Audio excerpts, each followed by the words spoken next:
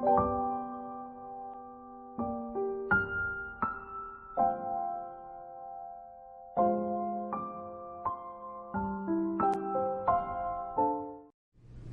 a failure at living your own life as best as possible is still better than being a success, living the life somebody else says you should live.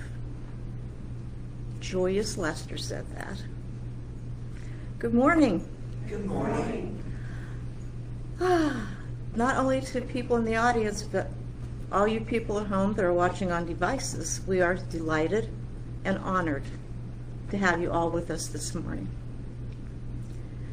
Please rise as you can for the opening song, God of Wonder, and remain standing for the prayer of invocation. Please join me in a spirit of prayer.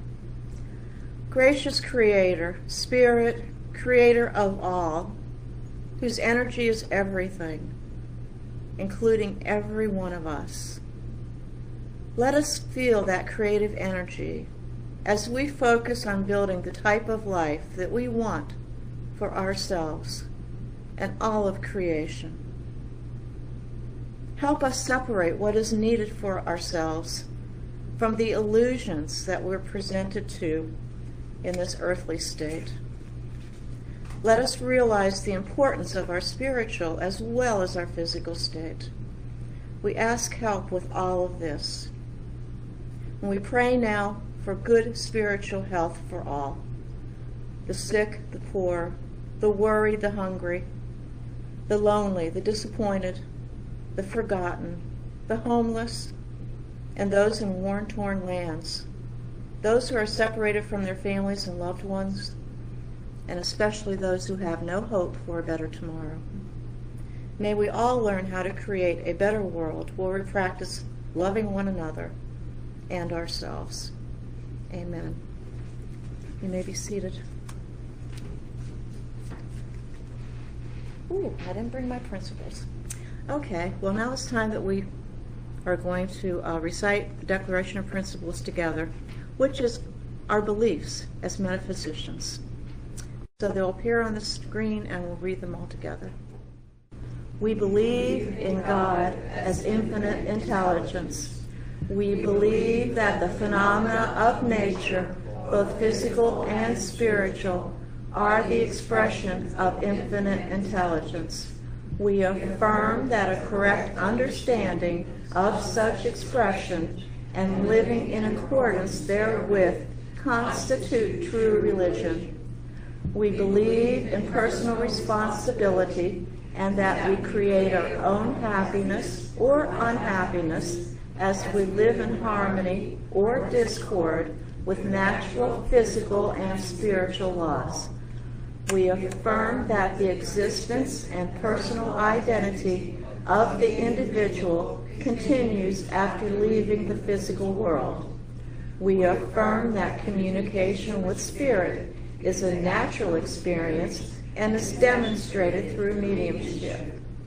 We believe that the symbols of prophecy and healing found in the Bible and other sacred texts are divine attributes found in all people.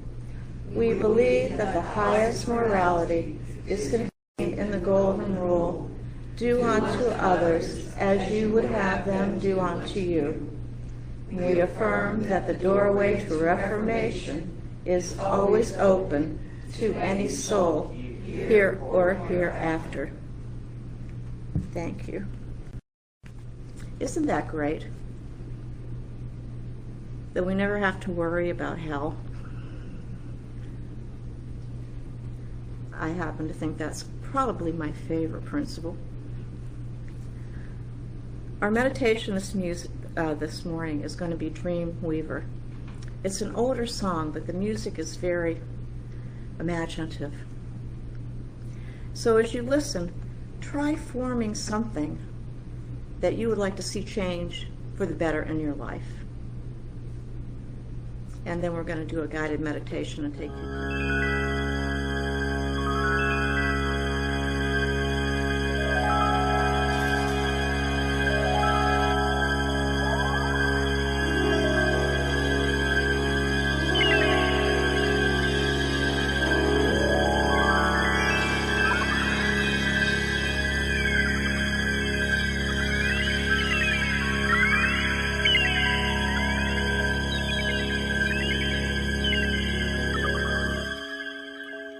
just close my eyes again, climbed aboard the Dreamweaver train,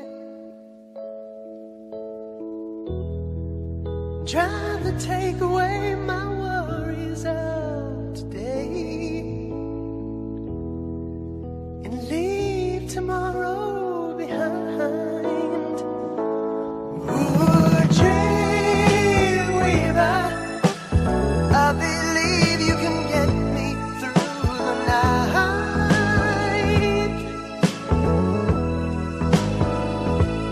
Ooh, Dreamweaver, I believe we can reach the morning light. Fly me high through the starry skies, maybe to an astral plane. Cross the highways of fantasy, help me to forget today's pain. Ooh, Dreamweaver, I believe you can get me through the night. Ooh, Dreamweaver, I believe we can reach the morning light. Though the dawn may be coming soon, there still may be some time. Fly me away to the bright side of the moon. Meet me on the other side.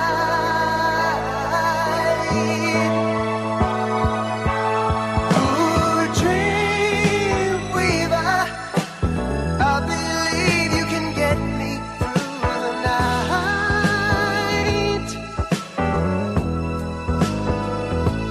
Ooh, Dreamweaver, I believe we can reach the morning light.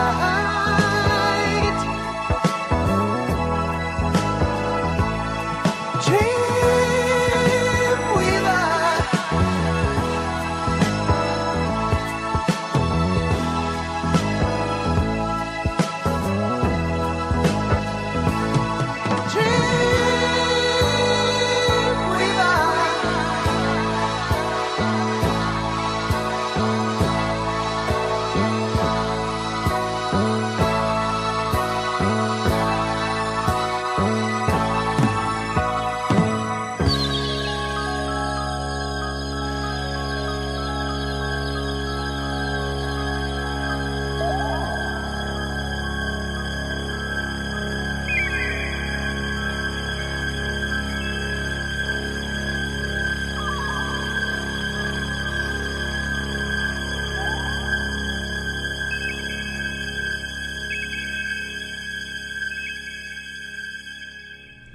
We should treat our dreams and imagination as precious gifts, because we can never ask or want anything without formulating it through our imagination in our mind.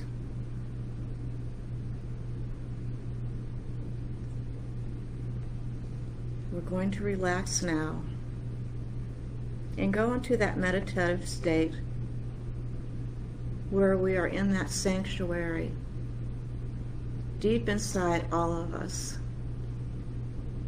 the place where our soul dwells. And we're going to be very happy. Think of something in your life that made you very, very happy, and let happiness overtake you. This is the secret of meditation. It can't work unless your vibration is high, and happiness brings a very high vibration. So wait, be happy. Feel the energy in the room lift and expand.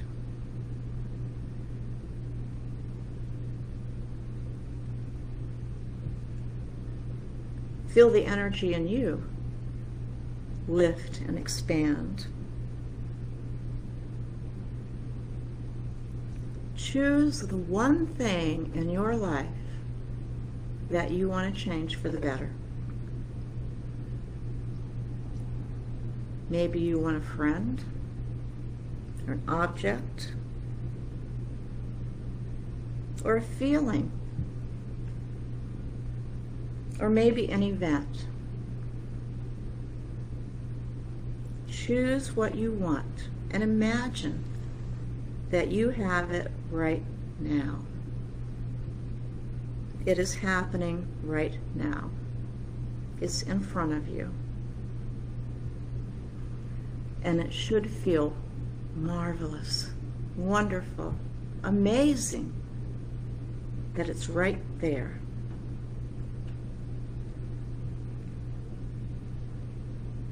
See how clear you can see it, how deeply you can feel it.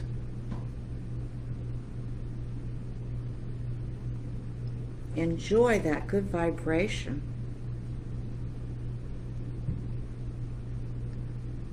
By doing all this, you are aligning yourself with the energy of what you desire. All of us are magnets. To attract what we want, we have to be in that vibration. And we should be in that high, happy, loving vibration as we are seeing and feeling and experiencing the change that we want.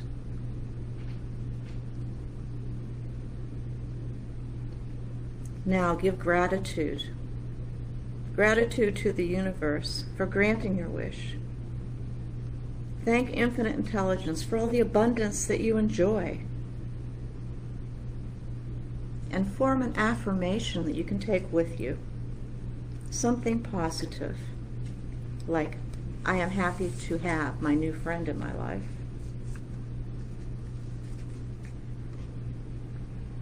Say it silently to yourself 3 times. If you have followed all these steps, you are on your way to opening the greatest secret of all, co-creating with our Creator. And now it's time to leave this dreaming stage, return to the chapel, and as the lights come up, be awakened and focus on the message today.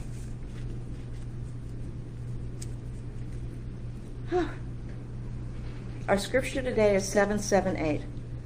Ask and it will be given. Seek and you will find.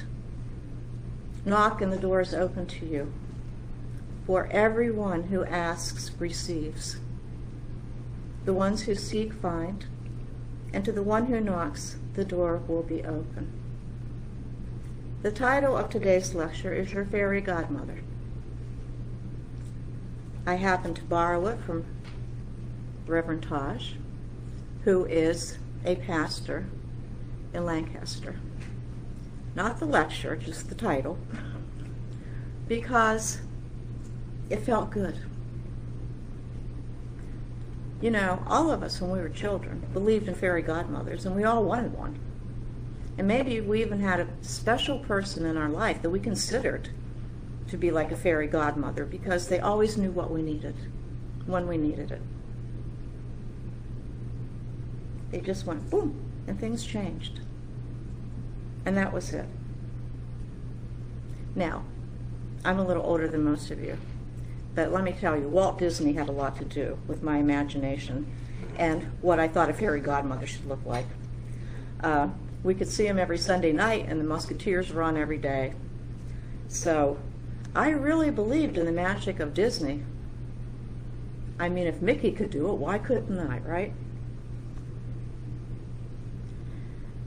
After a while, I had to give up on it. I just didn't have it. It didn't work for me. Things didn't really change that much, you know. I wasn't 20 and rich and had a Porsche and all that stuff. So I was not co-creating. Well, I was a child, but still, I was not co-creating. But I was escaping to a magical place using my imagination. I could be Peter Pan or Davy Crockett as long as I wanted, and nobody else knew. Imagination is a wonderful thing. It really is. It feeds our creativity. It helps us to think of good ideas that we can co-create, but it can also be an escape route.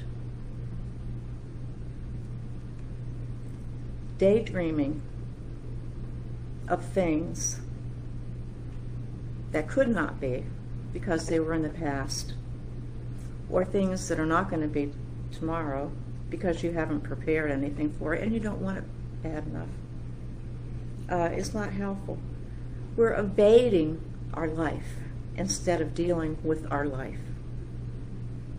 And it's really unnecessary because we do have that magic. Lo and behold, we have it. The law of attraction works regardless of whether we want something or not. This is the hook, the catch. If we sit around and moan, oh, I'm so sick, my bones ache, oh gosh, we're going to get more of that. If we sit around and complain about that neighbor who makes a lot of noise, who doesn't pick up the trash in his yard, who's terrible to live next to, we're just going to get a whole bunch more of that. Maybe another neighbor will turn out to be that way because we attract whether we want to or not. Our thoughts have energy and they bring into our lives what we think about. Wow. Think about that the next time you're complaining about something. And if you don't want more of what you're complaining about, then be quiet, because you're going to get it. Now, Reverend Alma has talked at length about how this works and how it goes into other laws of nature and everything else. This is just a review for most of us. But it's an important one because we forget. We forget how powerful we are. The law of attraction is part of our philosophy. It asserts that positive thinking results in positive outcomes and suggests that negative thinking brings what? Negative outcomes. Exactly. Unwanted consequences. Something happens and you go, who knew? Well, it doesn't matter if you know or not. If you're thinking negative thoughts, that's what is going to end your life, negativity. We believe that thoughts are energy, and that positive energy attracts positive things. Spiritualist Andrew Jackson Davis wrote about this concept in 1855. Practitioners and subscribers to the laws of attraction, which is more than just metaphysical people. It is a philosophy, so a lot of people who are not involved in religion also believe it. But they all will agree that there are some universal laws that act as a foundation to this philosophy. Like attracts like. There's magnetism. Similar things are attracted to each other. Birds of a feather. We hang out with people like us. Positive things result in positive change and success stories. Nature does not want a vacuum. If your mind and your life has empty space, what's going to move into it is what you're thinking. Okay? What you should work on is removing harmful things from your mind and making space for positive things. You know, it's like cleaning your attic. Throw the junk out. Let the good stuff come in. The present is always perfect. Right now, this moment is perfect. And it's the best time to improve your mentality, because being present is the best mental state to be in to affect change. See, daydreaming does nothing for you. Wishing does nothing for you. It may even harm you because it's taking you away from being present in what's happening in your life right now.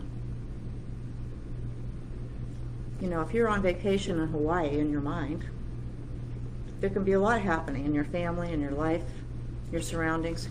You don't care because you're under a palm tree someplace. That's not how to live your life.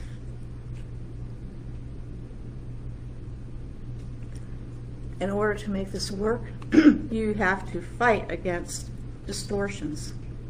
Distortions is another way of saying negative things. You have to reframe your thoughts. You see that thought that goes out, I wish you'd shut up. Take that back. Instead say, I'm going to put my attention on what this person is saying and try to understand what she's talking about, because there might be a pearl in here that's going to make my life better. That's it. You reframe the thought. Then you send it out. And now it's a positive thought, and your attitude has changed. Affirmations help. Actually, affirmations are self-care. We don't do enough self-care. You may think that you do, but we don't.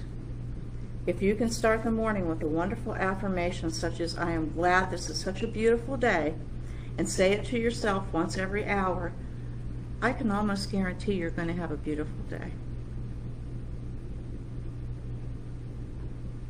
Make a vision board. Okay, we do that every January, and guess what? No one shows up. Shame on you. But you don't have to come to church to do it, okay? If there's an aspect of your life that you want to improve, visualize it, see it, and then create a vision board with your vision on it. The best way to do it is find a picture someplace that has everything in it that you want and cut it out and put it on this vision board. Now, there's 2 of them in the bulletin out in the other room. So when you go out, take a look at what's on there. And you can get a feeling for what that person who made these things wants in their life. And if they look at that every day and say, yes, that's still what I want, and I'm going to have it right now, it will happen. Practice gratitude. I mean, I think the last time I talked about friends and about how we don't really appreciate our friends as much as we should. It's a lot easier to react to hurt, something that irritates us, than it is to they're loyal, they like us, they've seen us at our worst, and they still like us. There's so much things to be grateful for. When you wake up in the morning, be grateful you had a bed to sleep on, a roof over your head, whatever. It's not a hard exercise to do, and it helps if you journal, because then after a while you're going to have to start to stretch your mind to think about things a little bit more obvious than the great comforter you have on your bed. You can find your power. You have the power. You have the power to reinvent your story. Now, the law of attraction doesn't give you power over your life. It simply states like attracts like. But if you use that to your advantage by internalizing your desires, things will change. And if you do not believe that just because you want something to change, or you think that it should change and it could happen, I'm going to tell you with some authority that there is a phenomena that has been proven by physics. And my granddaughter's one of those people. And she assures me this is true, but it's been well documented. It's called the observer effect. And Tara did a workshop one time in which this was part of. The observer effect occurs when you look at something, you pay attention to something, it alters the behavior of the particles involved. The effect is due to the wave-like nature, which means that particles can exist in multiple states simultaneously. Okay, we don't have to understand that. We just have to know it's true.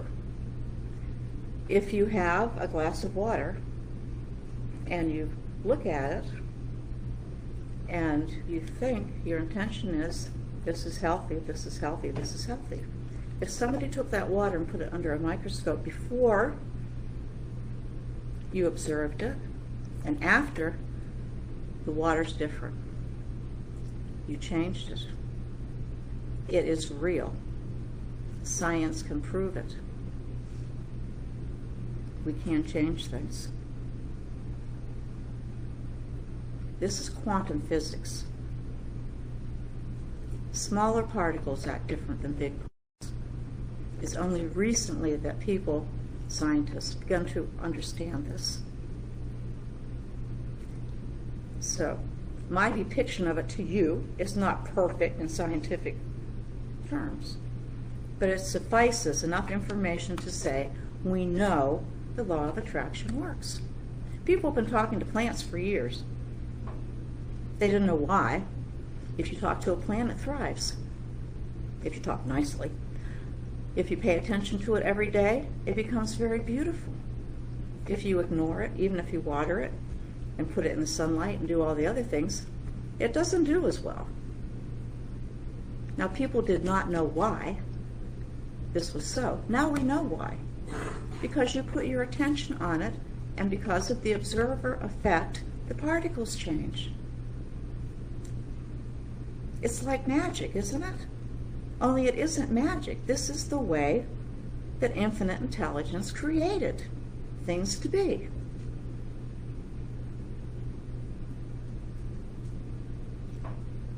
You don't need a fairy godmother. You are your fairy godmother.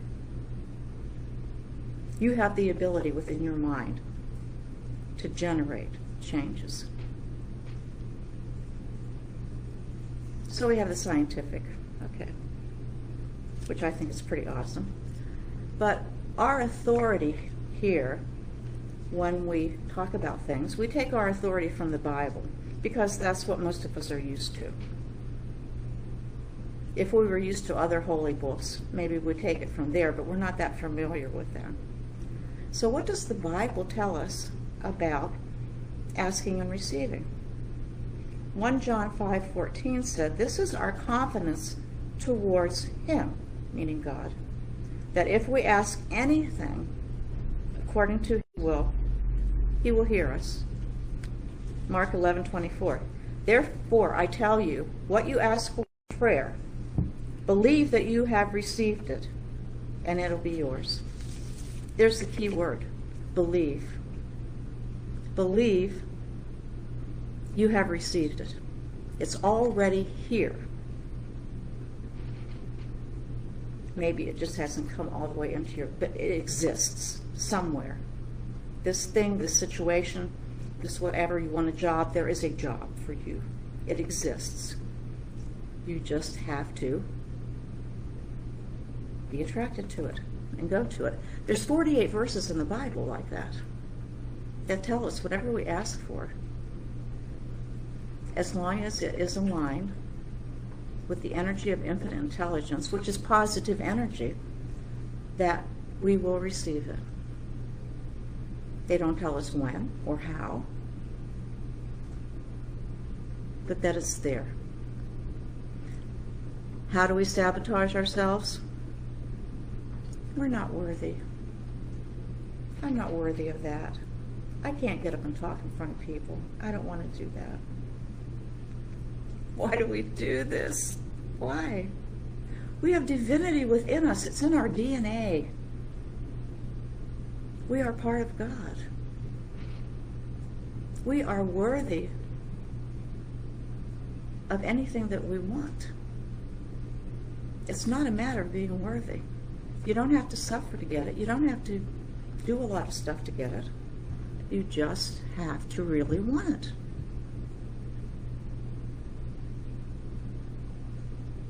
How you pray for it is like a different lecture already. But again, you don't go and beg, oh please God, oh please, please.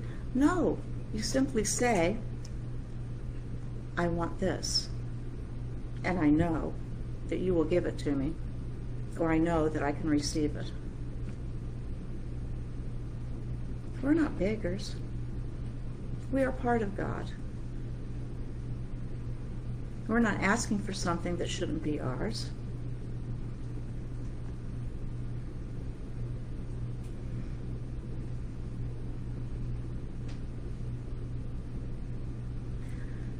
I want you to leave this lecture with the hope and enthusiasm that you know you have been given the means to co-create with the most incredible energy ever. We have been gifted with the fairy godmother. As a function of our mind, we could and we should create peaceful, loving, abundant reality that works for the highest good of all. And so it is.